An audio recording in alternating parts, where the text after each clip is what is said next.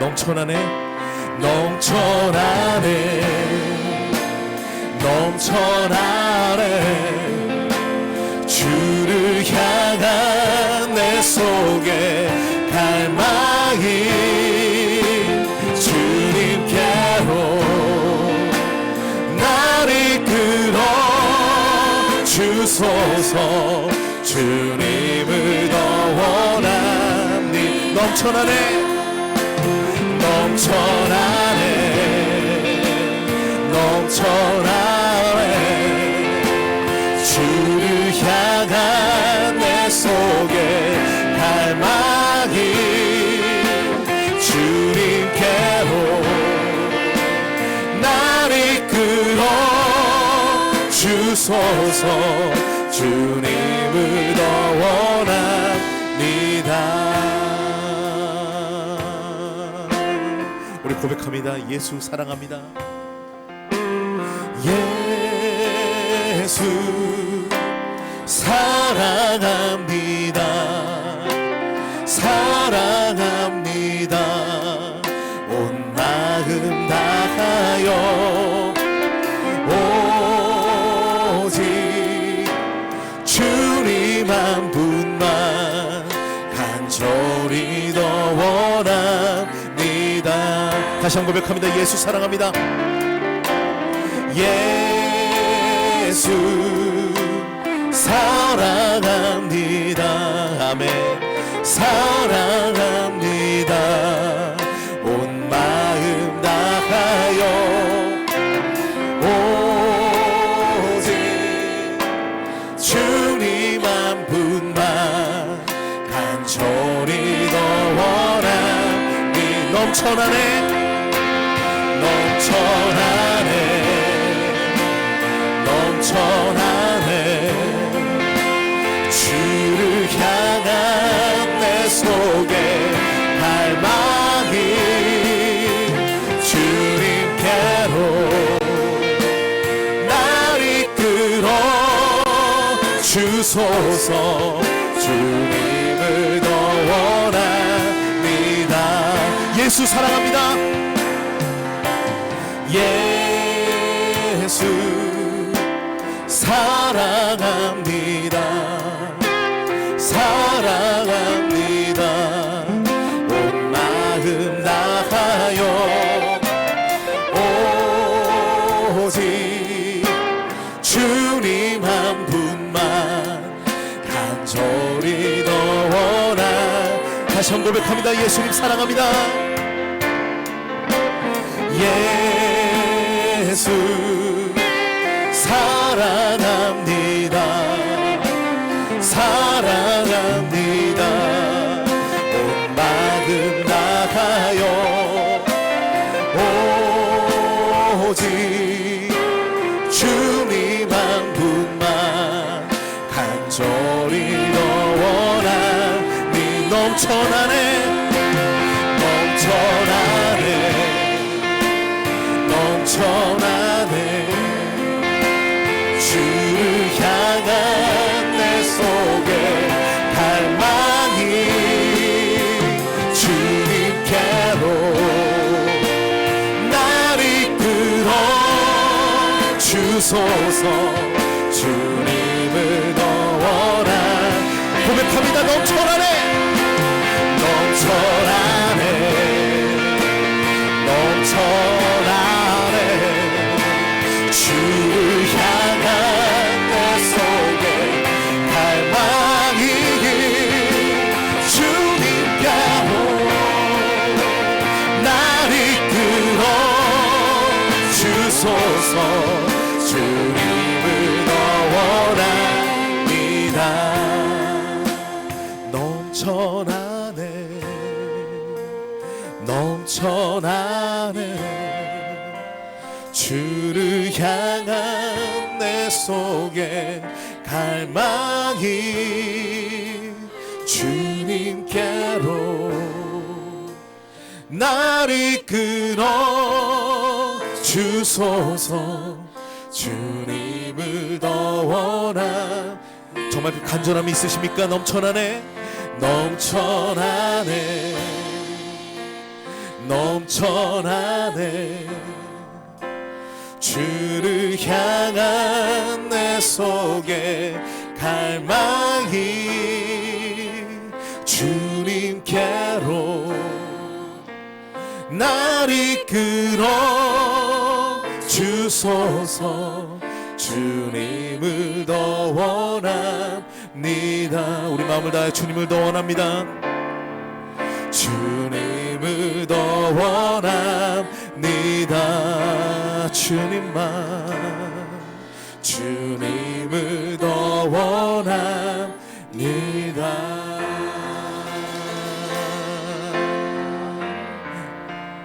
이 세상 뭐 어떤 가치보다 귀한 주님께 영광과 감사의 박수 올려드립니다.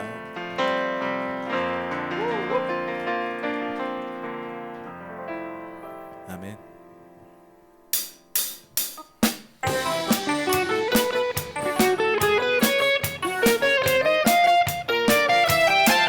주 예수 기뻐 찬양해. 주 예수 기뻐 찬양해. 주 예수 기뻐 찬양해. 주 예수 기뻐 찬양해. 부활하신 우리 주님 영원히 다스리네. 부활하신 우리 주님 다 와서 찬양해. 부활하신 주 찬양해. 다시 한번 주 예수. 주 예수 기뻐 찬양해. 정말이십니까? 주 예수 기뻐 찬양해. 주 예수 기뻐 찬양해. 주 예수 기뻐 찬양해. 부활하신 우리 주님 영원히 다스리네. 부활하신 우리 주님 다 와서 찬양해. 부활하신 주 찬양해. 부활하신 우리 주님 영원히 다스리네. 부활하신 우리 주님 다 와서 찬양. 다 와서 찬양해. 다 와서 찬양해. 다 와서 찬양해. 다 와서 찬양. 부활하신 주 찬양해.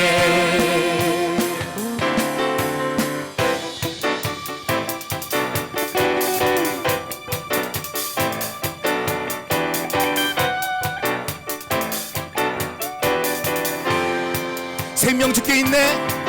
생명 주께 있네. 능력 주께 있네. 소망 주께 있네. 주 안에 생명 주께 있네. 능력 주께 있네. 소망 주께 있네. 주 안에 있네. 생명 다해 주 찬양하리. 힘을 다해 주 찬양하리. 내 생명 다해 내 힘을 다해 모든 소망 주님께. 생명 주께 있네. 능력 주께 있네. 소망 주께 있네. 주 안에 있네. 생명 주께 있네. 능력 주께 있네. 소망 주께 있네. 주 안에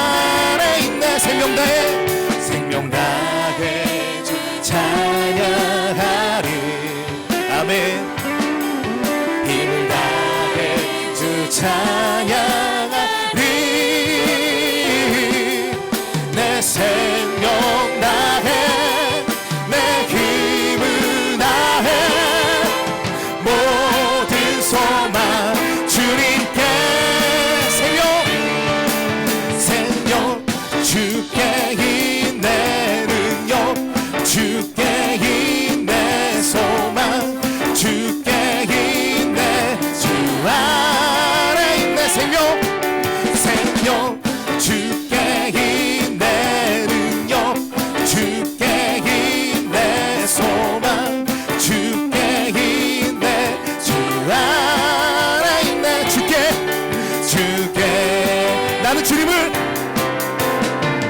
나는 주님을 찬양하리라 새 노래로 주 찬양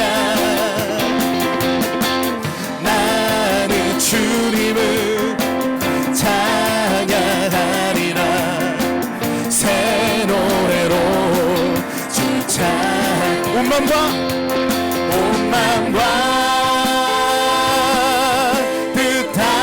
뜻하여서 주님을 기뻐하리 두 손을 높이 들고서 주님을 경배하리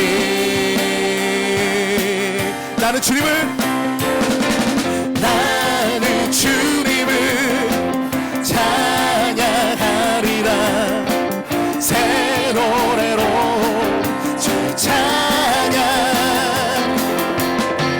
나는 주님을 찬양하리라 새 노래로 주 찬양 온 맘과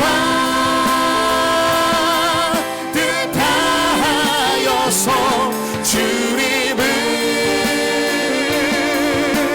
기뻐하리 두 손을 높이 들고서 주님을 경배하리 나는 주님을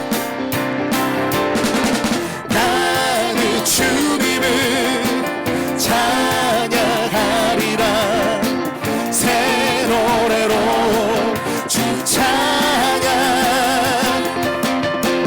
나는 주님을 찬양하리라 새 노래로 주 찬양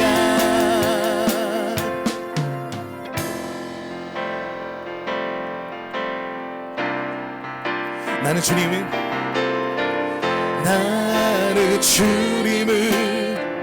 찬양하리라 새 노래로 주 찬양 나는 주님을 찬양하리라 새 노래로 주 찬양 다시 한번 나는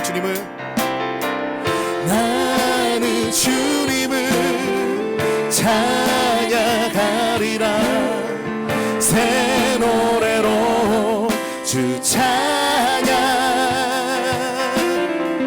나는 주님을 찬양하리라 새 노래로 주 찬양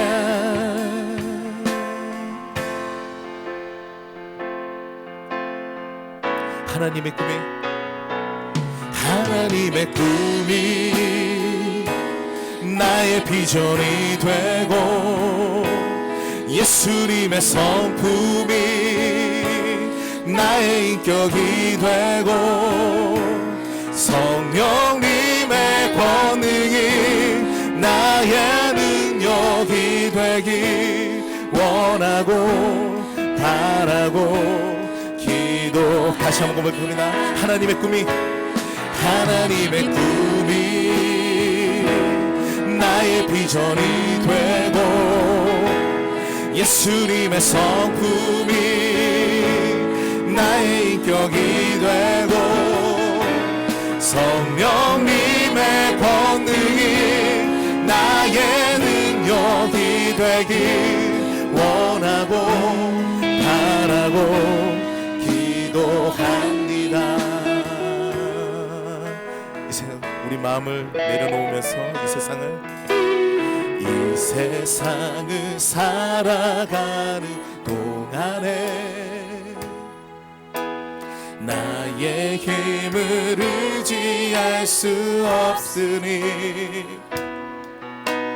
기도하고 낙심하지 말 것을 주께서 참 소망이 되심이라. 하나님의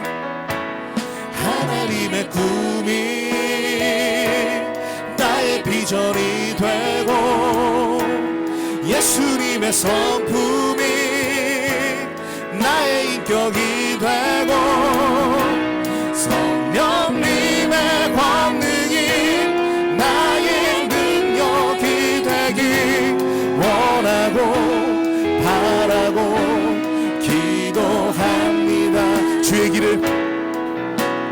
주의 길을 걸어가는 동안에 세상의 것 의지할 수 없으니 감사하고 낙심하지 말 것을 주께서 참 기쁨이 되심이라. 하나님의 꿈이 나의 비전이 되고 예수님의 성품이 나의 인격이 되고 성령님의 권능이 나의 능력이 되길 원하고 바라고 우리 이 시간 목소리 높여서 하나님의 꿈이 나의 비전이 되고 예수님의 성품이 나의 인격이 되고 성령님의 권능이 나의 능력이 되길 원하고 바라고 기도한 하나님의 꿈이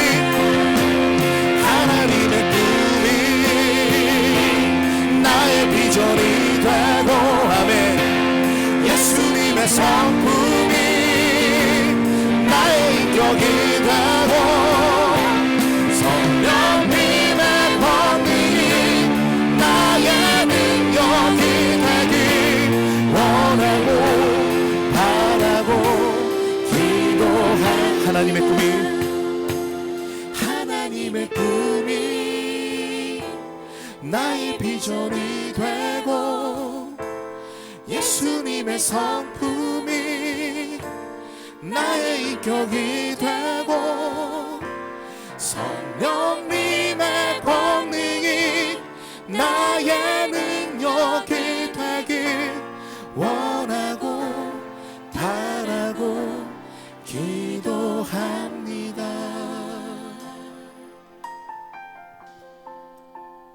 우리 같이 기도하십시다. 성도의 가정과 자녀들, 직장과 생업, 목장과 교회를 위해서 기도하십시다. 우리 선교사님들과 선교지를 위해서 중보하며 기도하십시다.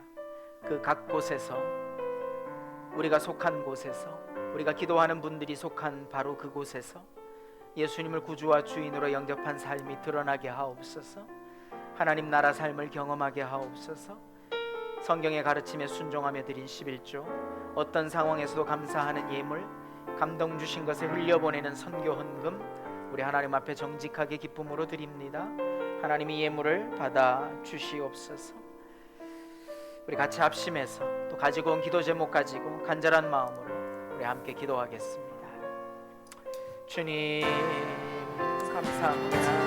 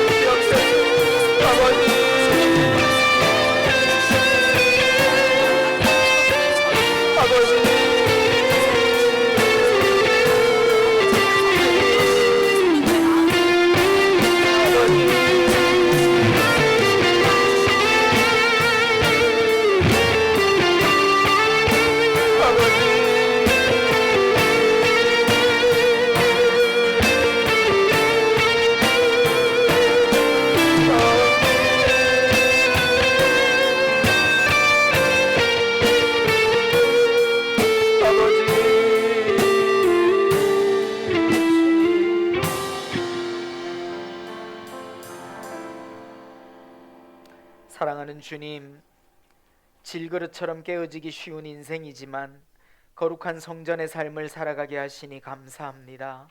오늘도 성전으로 살던 우리가 연합교회를 이루며 함께 모여 예배하게 하시니 감사합니다. 더 이상 코비드-19 팬데믹으로 우리의 믿음과 삶이 주춤거리지 않게 하옵소서. 주일 연합 예배를 통해 우리를 회복시켜 주옵소서. 성령의 강권적인 역사가 있게 하시옵소서. 주님의 놀라운 은혜를 물붓듯이 부어 주옵소서.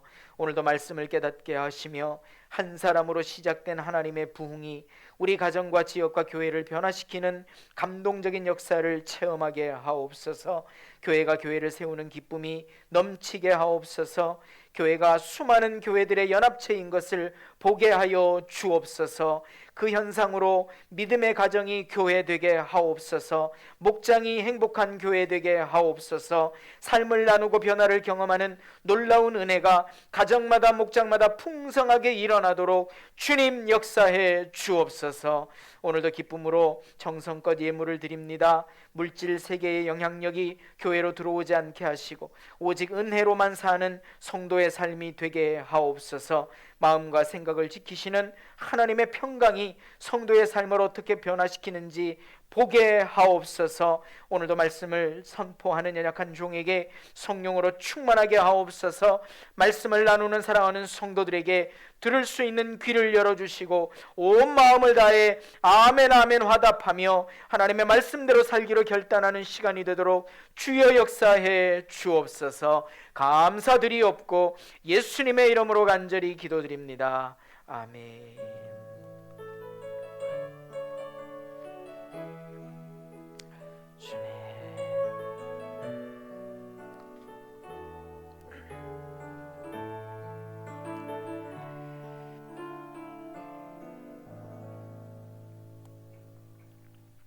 찬송가 213장 4절 5절 찬양 드리시면서 준비하신 예물을 올려드립니다.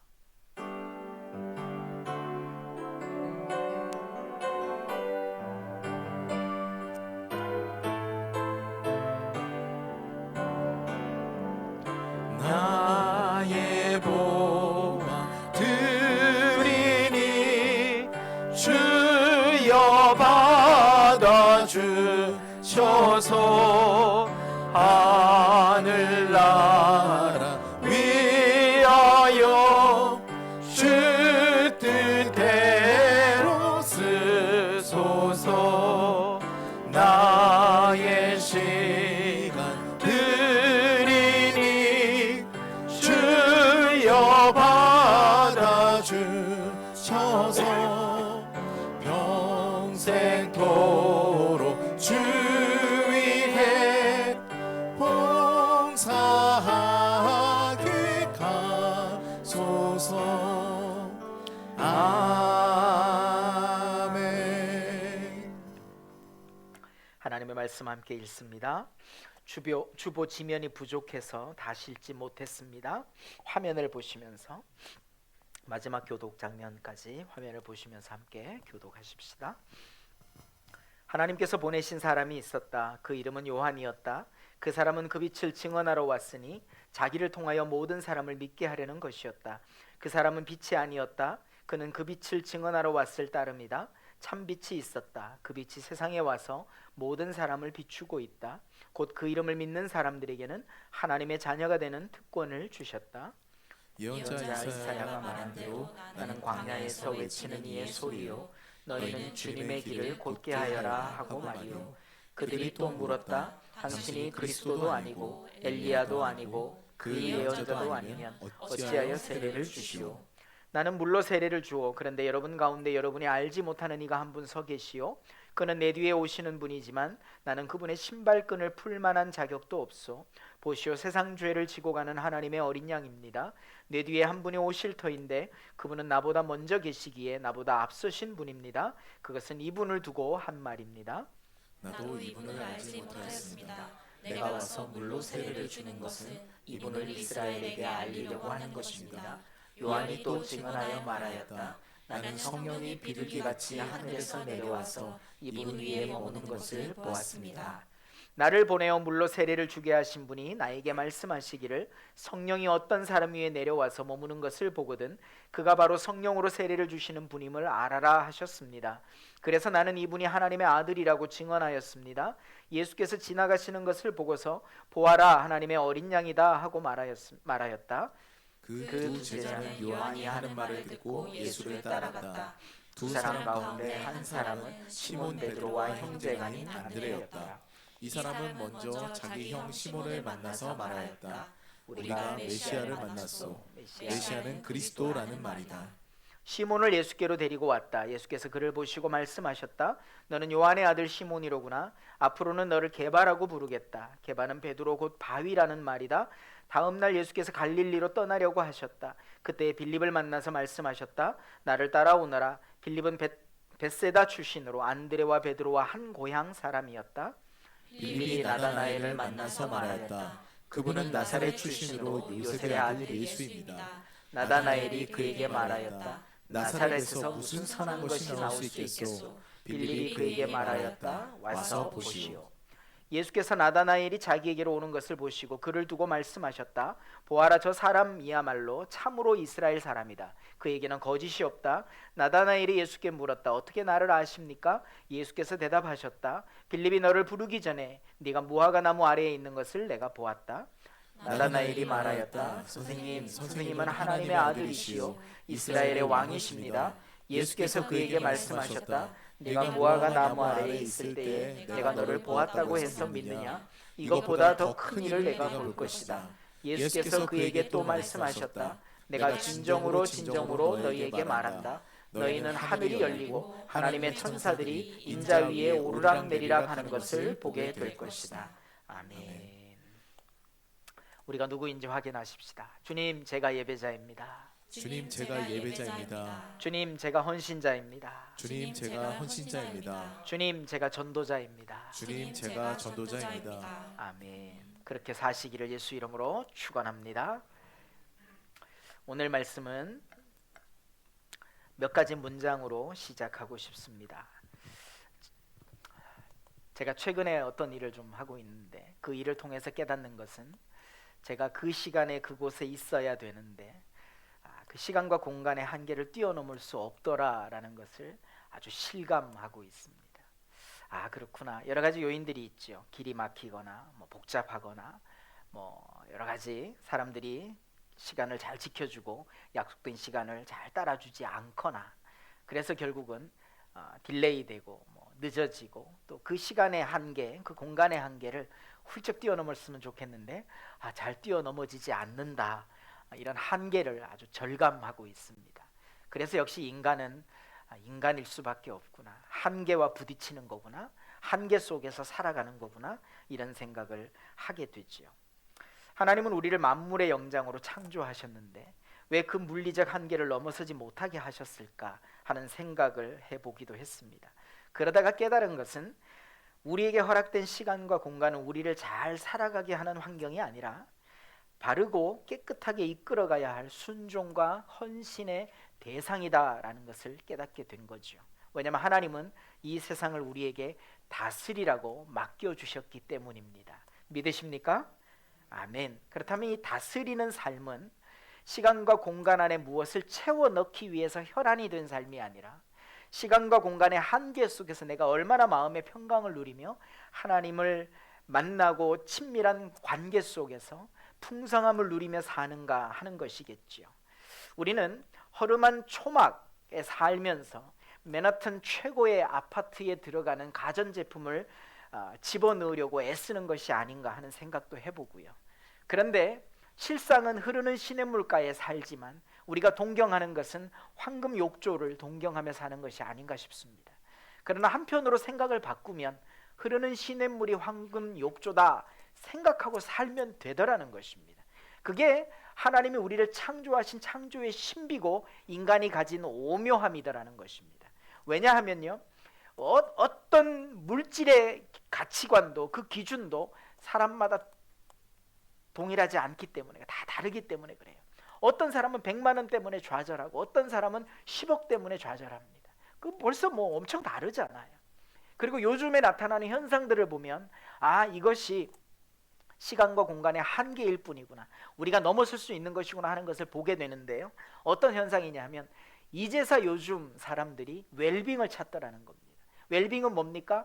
바쁘고 분주한 문명 속에서 그 문명을 더 발달시켜 가려는 인간의 노력이 지금까지 왔었다면, 이제서 바쁘고 분주한 삶보다는 자연적인 삶, 슬로우 라이프, 오르가닉, 유기농, 이제 자연 속에서 우리가 접하는 식물 하나하나도, 과거의 식물들은 사과 하나를 먹으면 사과 속에 어마어마한 에너지가 있었는데, 지금은 그 같은 에너지를 우리가 섭취하려면 현재 재배되고 있는, 생산되고 있는 사과 10개를 먹어도 약 30년 전, 50년 전에 먹었던 사과 한 개의 에너지가 안 나온다, 이런 얘기를 하기도 하잖아요.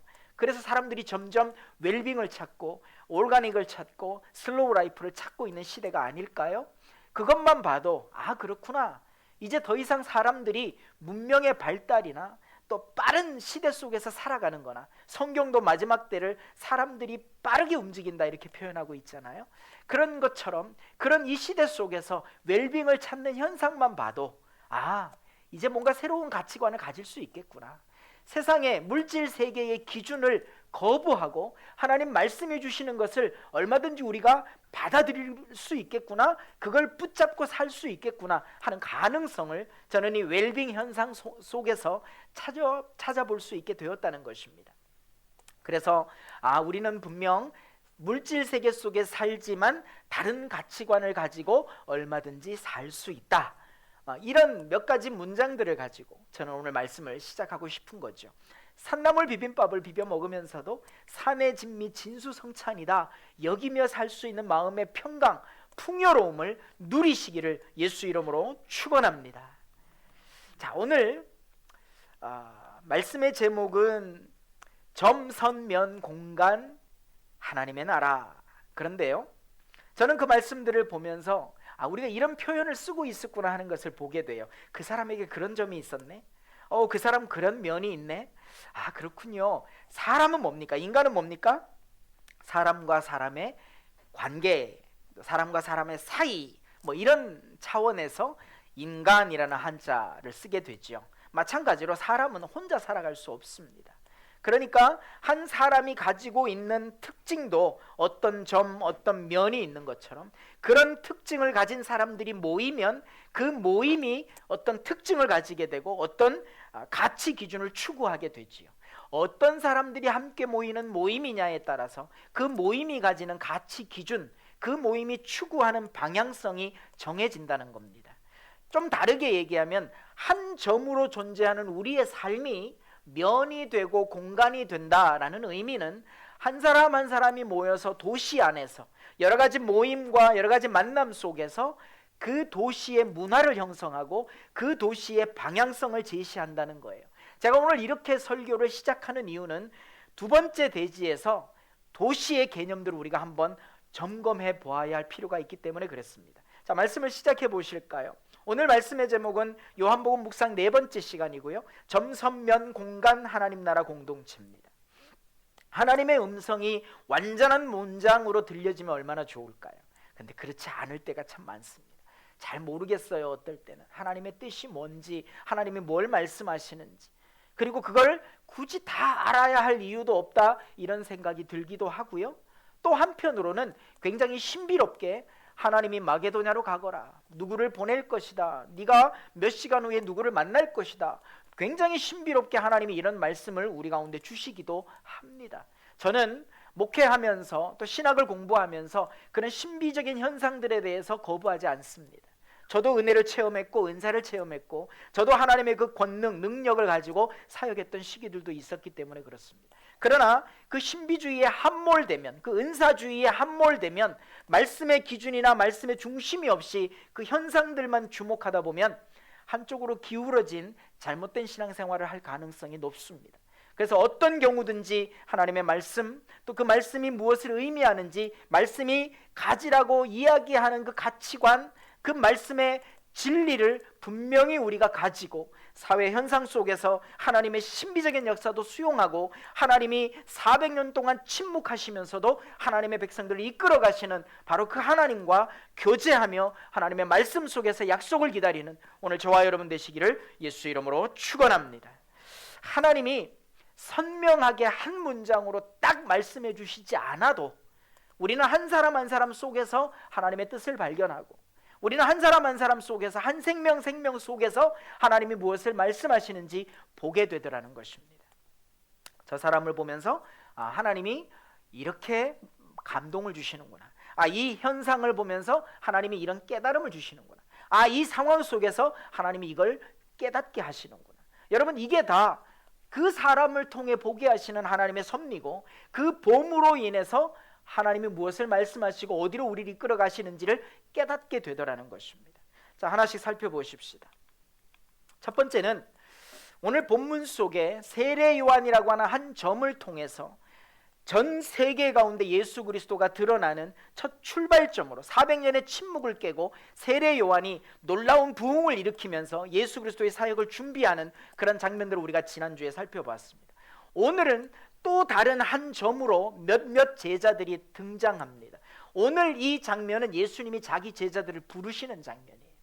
그런데 그 예수님의 12제자를 콜링하시는 이 장면 속에 등장하는 몇몇 사람들에게 저는 초점을 맞추어서 오늘 이 말씀이 우리에게 주시는 교훈이 무엇인가를 찾아보려고 하는 것입니다. 첫 번째 등장하는 인물이 안드레입니다. 안드레가 시몬을 예수께로 데리고 옵니다. 자, 이 과정 속에서 우리가 발견할 수 있는 건 소명이죠. 부르심입니다.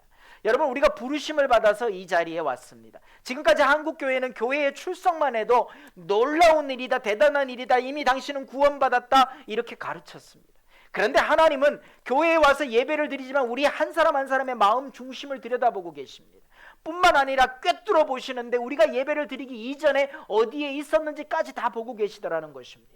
하나님이 우리 주님이 오늘 본문 속에 나다나엘에게 네가 무화과 나무 아래에 있었던 것을 내가 이미 보았다라고 말씀하십니다. 나다나엘이 어디 있다가 왔는지 이제 막 만난 예수님이 어찌 알겠어요. 그런데 예수님은 그것까지도 꿰뚫어 보시는 주님이셨기 때문에 나다나엘이 놀래고 이스라엘의 임금입니다라고 고백하기까지 했다는 거지요. 여러분, 안드레가 시몬을 예수께로 데리고 왔습니다. 시몬 베드로입니다. 예수님이 꿰뚫어 보십니다. 뭐라고 말씀하십니까? 바요나 시몬아. 바가 뭡니까? 누구누구의 아들, 요한의 아들 시몬아, 너를 게바라고 부르겠다.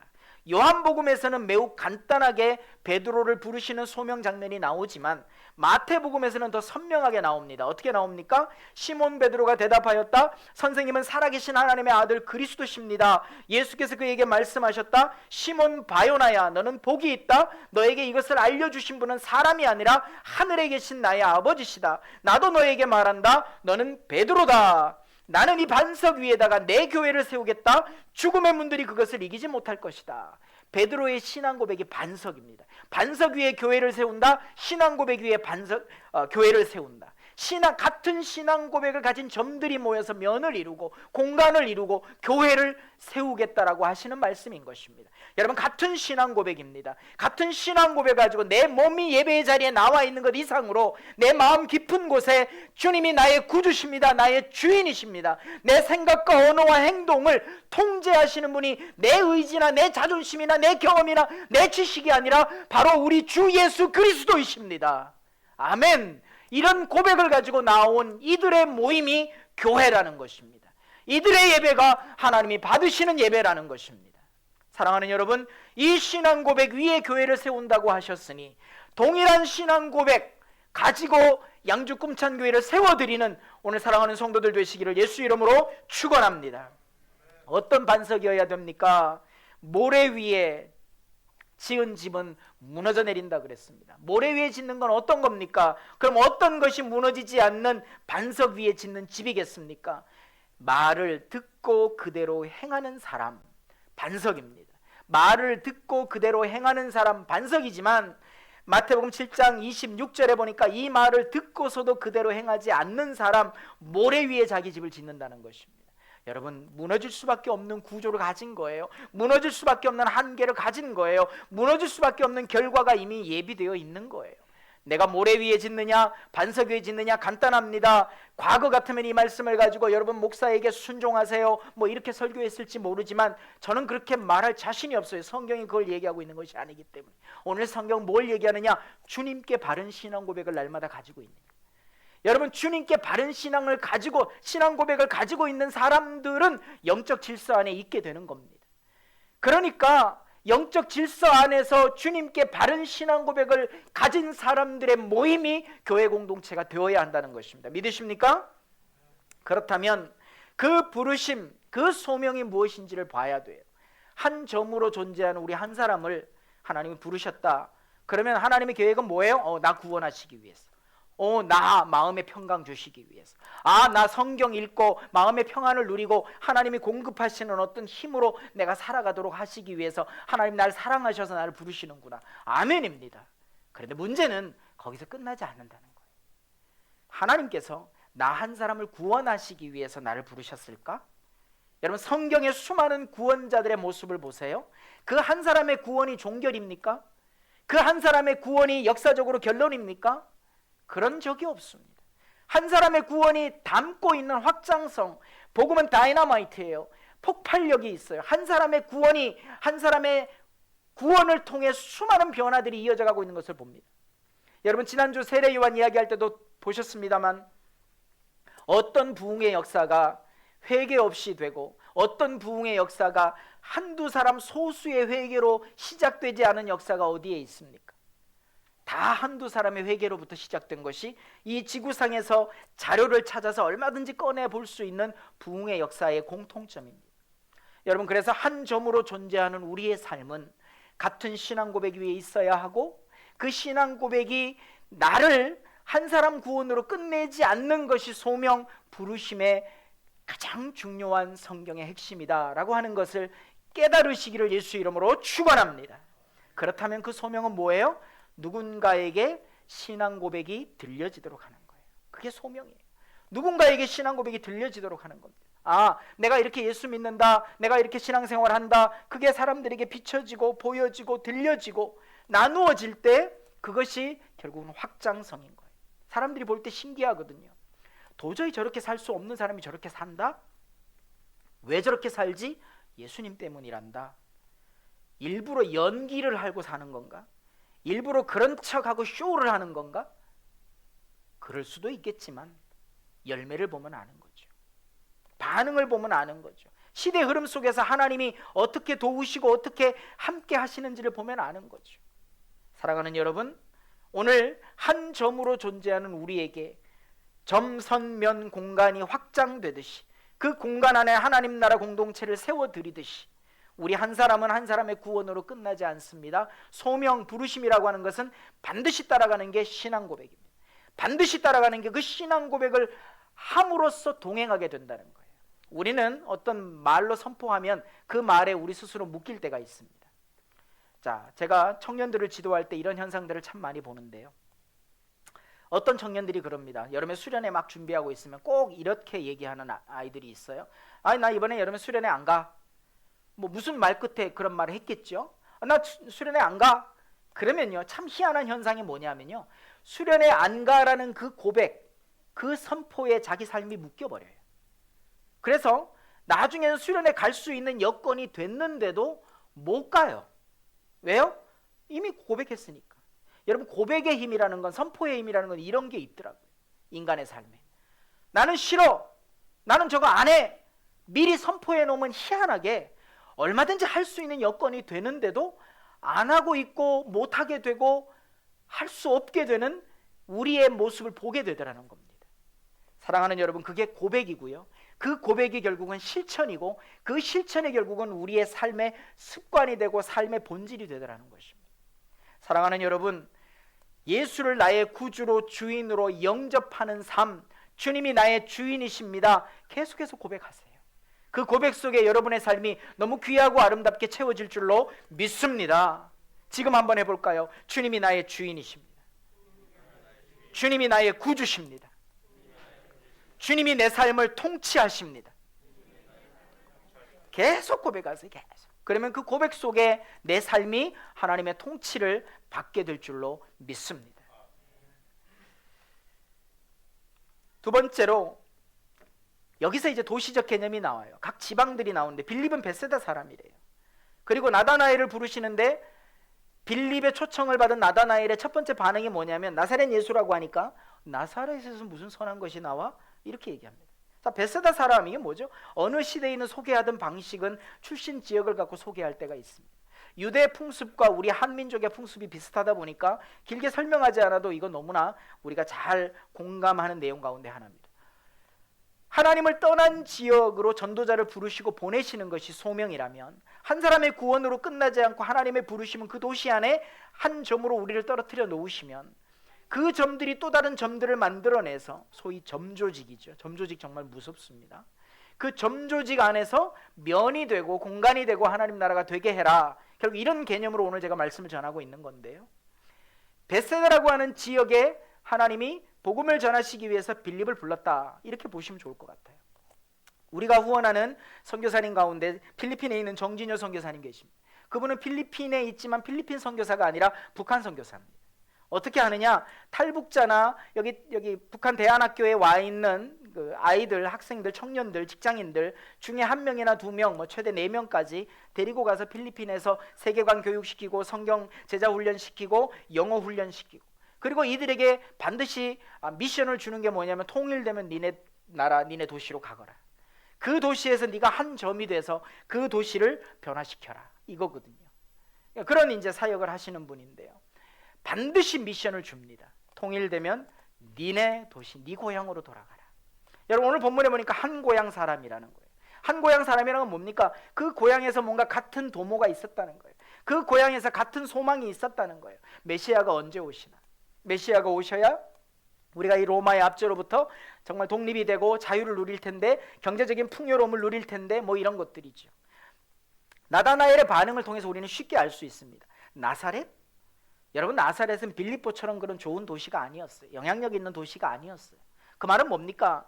이들의 기대 속에는 뭐가 있다는 거예요. 이들의 기대 속에는 빌립보나 뭐 로마처럼 뭐 예루살렘처럼 정치적인 경제적인 영향력을 가진 어떤 인물이 나올 수 있는 도시가 아니라는 거예요. 그 말은 이들이 가지고 있는 메시아 사상 가운데 무엇이 섞여 있는지를 볼 수 있는 겁니다. 정치적인 욕망입니다. 독립을 추구합니다. 자유를 추구합니다. 경제적인 풍요로움을 추구합니다. 그들에게 있는 메시아 사상입니다. 나사렛의 영향력으로는 그런 일이, 그런 결과가 나타날 수 없다라는 전제를 가지고 나다나엘이 반응한 거예요. 베세다는 어떤 곳입니까? 여러분 베세다는요, 마태복음 11장에 보니까 고라시나 너에게 화가 있다, 베세다야 너에게 화가 있다, 이렇게 말씀하시면서 두로와 시돈을 비교합니다. 주님이 행하셨던 기적과 놀라운 복음 사역이 두로와 시돈에서 행해졌다면 저들이 회개하고 죄를 뒤집어 쓰고 하나님 앞에 나왔을 것이다. 그 수많은 기적들을 보고 예수의 복음을 받아들인 너희 도시들은 아직까지도 악한 상태, 하나님이 없는 상태, 하나님이 없이 사람이 주인된 상태, 바로 그 상태를 가지고 살아가고 있구나. 비교하는 겁니다. 두로와 시돈은 어떤 곳입니까? 이사야 24장에 하나님이 세계 열방을 멸망시키고자 하시는 샘플로 등장하는 두 도시입니다. 사랑하는 여러분, 무엇이 악입니까? 한 사람의 악이 모이면 어떤 면, 어떤 공간, 어떤 도시가 됩니까? 하나님 없는 도시가 됩니다. 여러분 지금 미국 대선을 보면 여러분 뭐 느끼십니까? 각 주별로 어느 정당이 통치권을 가지고 있느냐에 따라 나타나는 현상이 다른 것을 봅니다. 참 신기하고 놀랍더라고요. 사랑하는 여러분, 양주는 어떤 도시입니까? 악한 도시입니까? 선한 도시입니까?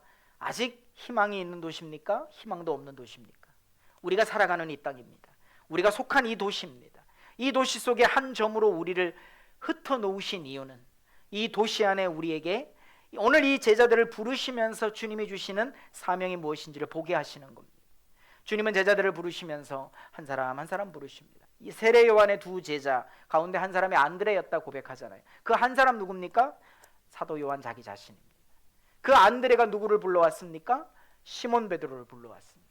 그리고 그들에게 요한 자기 자신은 야고보를 불러옵니다. 그리고 빌립을 만납니다. 그리고 나다나엘을 만납니다. 예수님의 제자 가운데 나다나엘이라는 이름은 없어요. 공간복음에는 어떤 이름이 있느냐? 바돌로메라는 이름이 있습니다. 예수님의 제자. 그런데 이름은 아니에요. 아까 앞서 살펴본 것처럼 바요나 시모나처럼 바돌로메, 돌로메의 아들. 뭡니까? 이름은 없어요. 그 이름이 누군가 봤더니 요한복음에 나와요. 나다나엘과 바돌로메는 같은 인물이라고 보는 것이 옳습니다. 자, 그렇게 나다나엘을 주님이 부르시는 장면이 오늘 여기에 기록이 되어 있는 거예요. 그런데 나다나엘이 나사렛에서 무슨 선한 것이 나올 수 있겠소? 라고 말하는 것이 이제 주님이 나다나엘과의 대화를 통해서 결국은 교회 공동체를, 하나님 나라 공동체를 이렇게 세워라 라고 말씀하시는구나 하는 것을 저는 본문 속에서 발견하게 된 겁니다. 그게 뭡니까? 악이 뭐냐? 하나님 없는 상태가 악이라고 했고, 그 악이 편만해진 세상, 도시, 가정, 그 악이 주인 노릇하는 곳, 모임, 만남, 장소 어디든지, 공간 어디든지 하나님이 빛 되셔서 들어가시기만 하면 어둠이 물러가고 빛이 그 가정 안에, 그 공간 안에, 그 도시 안에 놀라운 역사로 채우실 줄 믿습니다. 바로 그걸 붙들고 같은 신앙 고백 위에서 우리가 가정을 섬기고 우리가 교회를 세우고 우리가 사명을 순종하며 실천하려고 몸부림치며 애쓰는 것 아니겠습니까? 자, 그렇다면요, 그런 하나님의 나라를 하나님은 어떻게 세우라고 말씀하시느냐? 세 번째 되지, 하나님 나라는 주의 역사를 보는 겁니다. 주님은 제자들을 부르실 때 그의 삶을 꿰뚫어 보셨다 그랬습니다. 시몬 베드로가 들어올 때 바요나 시몬아 반석 위에 교회를 세우겠다 말씀하셨다는 것을 우리가 이미 살펴봤습니다. 안드레가 시몬 베드로를 부를 때의 장면과 유사한 장면이 빌립이 바돌로메, 나다나엘을 불러올 때 뭐라고 얘기합니까? 와 보라, come and see, 보라는 거예요. 보라는 거예요. 근데 이 보라라는 장면이 뭐냐면 곳곳에서 하나님이 보는 걸 얘기하세요. 봐라, 이것도 봐라, 저것도 봐라. 그렇구나. 하나님의 복음은 말로 증거되는 것이 아니라 우리 삶이 보여지는 데서 복음이 나뉘어지는구나. 할렐루야. 이게 진리더라고요. 우리가 말로 전도하는 것도 중요하지만 내 삶이 하나님 나라 삶으로 살아가고 있는지가 드러나고 보여질 때 그걸 보라라고 하는 그 원리가 오늘 이 신약 교회 안에 포함되어 있더라는 것입니다. 그러면서 주님이 나다나엘을 만나실 때 이렇게 얘기하죠. 참 이스라엘 사람이다. 참 이스라엘 사람이래요? 참 이스라엘 사람이라는 표현 속에는 뭐가 전제되어 있는 거예요? 다 유대인들인데 거짓 이스라엘 사람도 있다는 거예요. 그러면 주님이 참과 거짓을 나누시는 기준이 뭡니까? 다 유대인인데 혈통이 아니라는 겁니다. 주님이 이스라엘을 참 이스라엘과 거짓 이스라엘의 전제를 가지고 표현하셨다는 것만 봐도 주님의 기준은 혈통이 아니다는 걸 보게 하시는 거예요. 그럼 뭡니까? 복음이구나. 예수 그리스도를 믿는 믿음 안에서, 십자가 복음 안에서, 하나님 나라 복음 안에서 참과 거짓이 구별되는구나. 자, 나다나엘이 참 이스라엘이라고 칭찬을 받았습니다. 나다나엘 기분 좋았겠죠. 저를 어떻게 아십니까? 주님 뭐라고 그러세요? 무화과 나무 아래에 있을 때부터 봤다. 무화과 나무 아래에 있을 때부터 봤다. 이 말은 뭐예요? 상징적으로 주님은 영원 전부터 하나님이셨고 한 사람 한 사람 한 점으로 존재하는 우리 인생들을 이미 다 알고 계시는 거예요. 한 사람 한 사람의 삶이 어떠할지, 어떻게 하나님과의 친밀함 속에서 하나님의 동역자가 되어줄지 다 보고 계시다는 거예요. 그러니까 나다나엘이 나올 때 내 제자로 삼아야 되겠다라는 마음을 가지고 그렇게 표현하신 것이 아니겠는지. 무화과 나무 아래라고 갑자기 등장하는 이 표현은 뭡니까? 유대인들에게 말씀을 묵상하고 율법을 읽는 장소가 무화과 나무 아래였던 겁니다. 그러니까 주님이 뭘 보셨습니까? 말씀을 붙들고 메시아를 기다리는 메시아 대망 사상, 메시아 대망을 가지고 있는 한 고향 사람들을 보고 있는 거예요. 보시고 있는 거예요. 그러면서 옆에 있는 유대인들에게 이렇게 얘기합니다. 봐라, 참 이스라엘 사람이다. 그 속에 간사한 것이 없다. 그 속에 거짓이 없다. 여러분, 이스라엘이란 이름 주목하시고요. 간사한 거짓이 없다. 간사한, 개역개정 성경에는 간사한 것이 없다. 이렇게 표현한 것을 여러분 기억해 두십시오. 그리고 이 본문을 다시 한번 보십시다. 이건 이제 시몬 베드로를 부르실 때 장면이고요. 요한복음 1장 47절에 나다나엘이 자기에게로 오는 것을 보시고 보아라. 그리고요, 무화과 나무 아래 있을 때 내가 보았다. 그러니까 선생님은 하나님의 아들이시오 이스라엘의 왕이십니다. 이렇게 고백을 합니다. 여기서 주님이 나다나엘에게 이렇게 얘기하시는 거예요. 내가 무화과 나무 아래에 있을 때 내가 너를 보았다고 해서 믿는 거냐? 자, 이 믿음이 다른 거죠. 같은 믿음이 아니라는 걸 주님은 선언하시는 거예요. 그것 때문에 너 믿는 거냐? 그것 때문에 믿는 거냐? 무화과나무 아래에서 이들이 추구하고 대망하던 메시아 사상은 어떤 거냐 하면요, 나사렛 같은 데서는 나올 수 없는 정치적인 독립과 자유와 경제적 풍요를 담보하고 있는 메시아인 거예요. 억압받고 있는 삶이에요. 예수님이 제자들을 부르셨을 때 제자들이 냉큼 따라옵니다. 여러분, 일반적인 개념으로 볼 때 이렇습니다. 제자들이 고기 낚는 일을 해서 잘 살아갈 수 있으면 예수님이 제자들을 부르셨을 때 저들이 아마 고민하고 갈등했을지 몰라요. 즉시 따라온 이유는요, 어부 일을 해도 희망이 없었던 시대인 거예요. 그만큼 로마의 압제가 있었던 거예요. 많은 세금을 떼가고 있었던 거예요. 살기 힘들었던 거예요. 뭔가 이 시대가 개혁되어야 된다, 뭔가 이 시대의 변화가 이루어져야 된다라는 갈망을 가지고 있었던 사람들인 거예요. 그러니까 예수님이 따라오라, 그러니까 즉각 따라올 수 있었던 것이 그런 시대적 배경이 있지 않았을까라고 성경 해석이 가능한 이유입니다. 근데 그런 상황에서 나다나엘도 역시 무화과 나무 아래에 있는 자기 모습을 보았다고 하니까 신비하잖아요. 지금 여기서 금방 만났는데 나를 알고 계시다? 이분은 신인가 봐. 이분은 이스라엘의 임금인가 봐. 그래서 고백을 하는 거예요. 그가 기대했던 메시아로 오신 분이 이분이구나 하고 생각한 거예요. 근데 예수님은 네가 생각하는 그 메시아가 아니야. 메시아가 맞긴 맞는데 네가 기대하는 그 메시아가 아니야. 이렇게 말씀하시는 거예요. 그러면서 뭐라고 얘기하십니까? 무화과 나무 아래 있을 때 내가 너를 보았다고 해서 믿느냐? 네가 더 큰 일을 볼 것이다. 더 큰 일이 뭐예요? 주님이 직접 말씀하십니다. 내가 진정으로 진정으로 너희에게 말한다. 여기서 진실로 진실로는 뭡니까? 아멘 아멘. 예수님이 아멘 아멘 하고 선포하시는 게 뭐예요? 너희는 하늘이 열리고 하나님의 천사들이 인자 위에 오리락내리락 하는 것을 보게 될 것이다. 여러분, 천사의 등장입니다. 무슨 사다리처럼 무슨 돌계단처럼 하나님 베델에서 이렇게 천사들이 오르락내리락 하는 것을 보았다 그랬죠. 여러분, 어떤 장면이 생각나세요?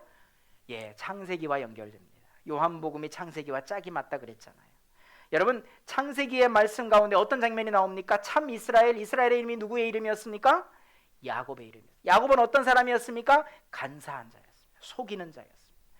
그러니까 사도 요한이 오늘 이 기록을 통해서 뭘 설명하고 싶은 거예요? 예수님이 이 땅에 오셔서 구약과 신약의 중보자가 되신 거예요. 400년 동안 하나님의 역사가 없었던 침묵의 시간 속에 등장하는 세례 요한이 이분은 정말 대단하신 분이야, 하나님의 아들이야, 어린 양이야, 이렇게 말씀하십니다. 성령의 감동으로 예수 그리스도를 소개했던 세례 요한이 얘기한 건 하나님의 어린 양이라고 표현했지 이스라엘의 왕이라고 표현하지 않았습니다. 예수가 이 땅에 오신 것은 삶의 문제를 해결하기 위해, 독립을 주시기 위해, 자유를 주시기 위해, 풍요를 주시기 위해 아닙니다. 내 정체성을 바꾸시기 위해, 내 삶이 추구하는 방향성을 바꾸시기 위해. 할렐루야. 여기에 더 큰 아멘이 터져 나와야죠. 나다나엘이 추구했던 메시아를 우리도 똑같이 기대하고 있었다면 실망하실 거예요. 근데 나다나엘은 주님을 만나고 나서 내가 메시아 사상을 잘못 가지고 있었구나. 내가 예수를 구주로 영접하는 것이 풍요와 문제 해결과 기도 응답이 아닐 수 있구나 하는 것을 오늘 본문이 얘기하고 있는 것입니다. 참 신기하고 놀랍게 이런 유형의 설교를 하는 목회자들이 정말 많아졌어요. 교회들마다 코비드-19 팬데믹 상황을 겪으면서 무엇이 복음인지, 성경의 메시지가 도대체 무엇인지 찾는 사람들이 더 많아졌어요. 과거처럼 성경 한 절 읽고 축복받으세요 이런 설교가 사라지기 시작했어요. 할렐루야. 저는 매우 다행이라고 생각합니다. 여러분, 나다나엘처럼 그런 메시아 사상이 아니라 마음과 생각을 지키시는 하나님의 평강이 내게 임할 때 나의 구원으로 끝나지 않고 그 부르심은 교회를 이루는 부르심이다. 그것은 오늘 본문에서 보여주고 있는 것처럼 봐라 보게 될 것이다. 뭘 보게 된다고요? 천사들을 보게. 천사의 등장이 뭡니까? 왕의 등장이 천사의 등장입니다. 왕이 없는 곳에 천사가 혼자 나타나지 않아요. 그 말은 뭐예요? 천사가 누구 위에? 인자 위에, 본인 위에, 예수 그리스도 위에 오르락내리락 하는 것을 보게 될 것이다. 그러면서 오늘 본문이 어떻게 끝납니까? 요한복음 2장이 뭘로 시작합니까? 갈릴리 가나 사람 나다나엘과의 대화로 끝나는데 갈릴리 가나의 혼인잔치로 2장이 시작됩니다. 뭘 봅니까? 신비한 기적 가운데 천사들이 오르락내리락하는, 진짜 메시아가 무슨 일을 하는 사람인지를 보게 될 것이라는 거예요. 진짜 예수님이 우리의 주인이 되시면 어떤 삶을 살게 되는지 보게 될 것이다. 할렐루야. 아멘. 깜짝 놀랐어요. 진짜 예수 그리스도가 우리의 구주시고 주인이시면 내 삶에 어떤 일이 일어날 것이다를 보게 될 것이다. 아멘? 아멘. 주님은 그걸 보라는 거예요. 그걸 보여주라는 거예요. 한 사람의 구원으로 끝나지 않아요. 부르심의 특징이에요. 신앙 고백이 있어야 돼요. 그 고백은 실천으로 이어져요. 나 안 할 거야, 나는 안 가, 나는 싫어. 그러면 그 말에 묶여요. 주님이 나의 구주십니다. 나의 주인이십니다. 나는 주님을 사랑합니다. 오늘도 우리가 찬양했던 것처럼 주님만 찬양합니다. 주님만 사랑합니다. 찬양하며 고백할 때 그 고백 속에 내 삶이 이어질 줄 믿습니다. 그게 교회가 되는 거예요.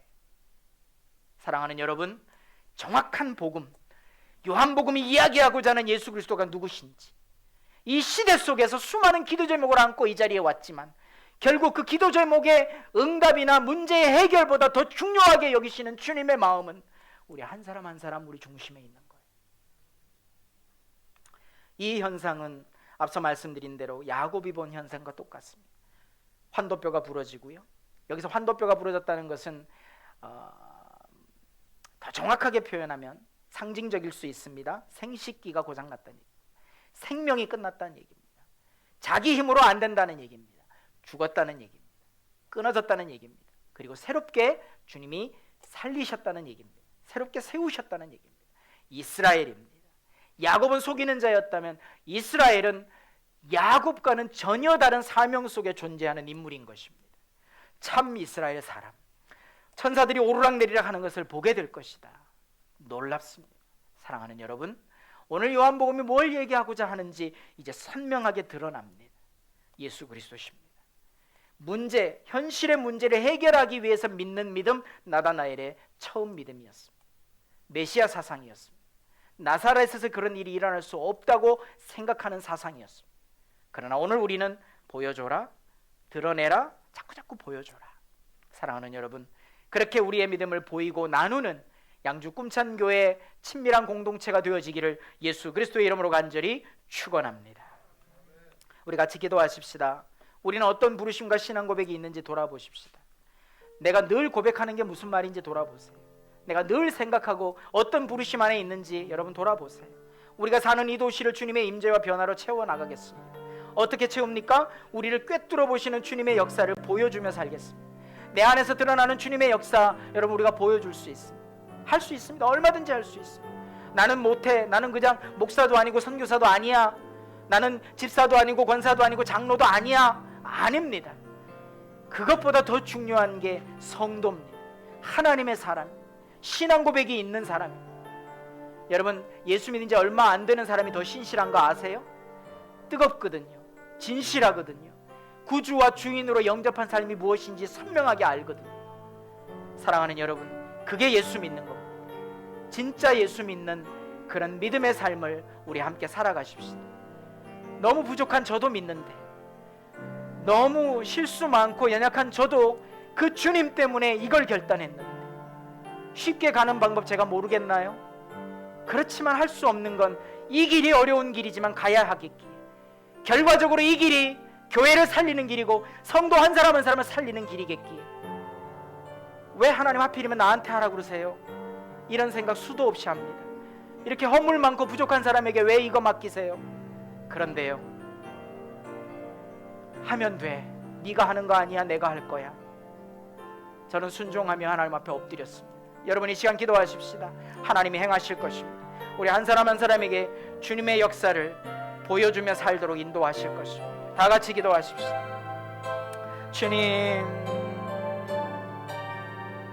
나다나엘의 메시아 사상이 아니라 예수님의 제자로 헌신했던 바돌롬의 나다나엘의 참된 믿음이 그 속에 있게 하시옵소서.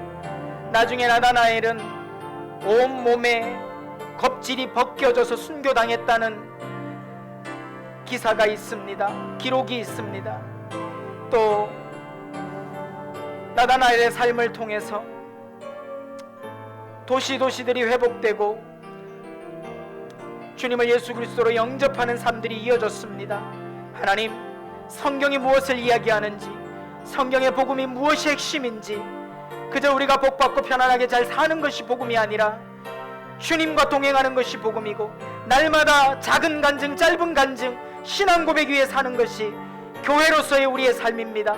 성전으로서의 우리의 삶입니다. 신앙 고백이 없는 삶, 위험한 삶입니다. 신앙 고백이 있는 삶 살게 하여 주옵소서. 하나님, 그런 삶 살게 하여 주옵소서. 우리는 누구나 다 잘할 수 있습니다. 얼마든지 할 수 있습니다. 저도 하는데, 연약한 목사도 하는데, 허물 많은 목사도 하는데, 우리 성도들이 왜 못합니까? 잘할 수 있습니다. 보여주고 나누어주고 가면 쓰지 않고 하나님 앞에 나와서 진실되게 나누고 내 삶을 주께 올려드리고 서로 의지하고 격려하고 칭찬만 하고 축복만 해도 부족한 짧은 시간인데 우리가 얼마나 잘났다고 누구를 가르치겠습니까?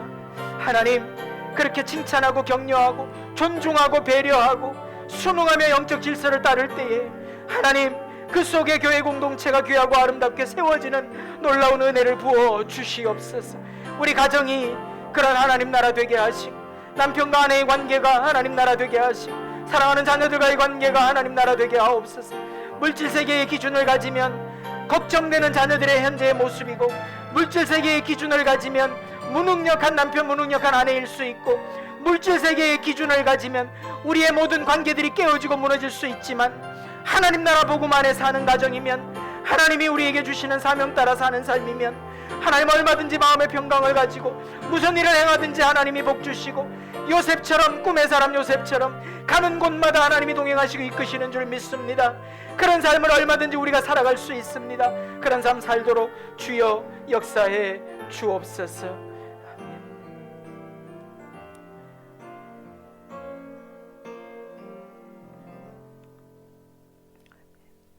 여러분은 꿈찬 교회 성도이며 하나님의 기쁨입니다.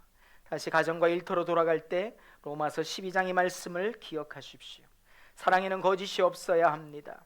형제의 사랑으로 서로 다정하게 대하며 존경하기를 서로 먼저 하십시오. 소망을 품고 즐거워하며 환난을 당할 때에 참으며 기도를 꾸준히 하십시오. 서로 한 마음이 되고 교만한 마음을 품지 말고 스스로 지혜로운 척 하지 마세요.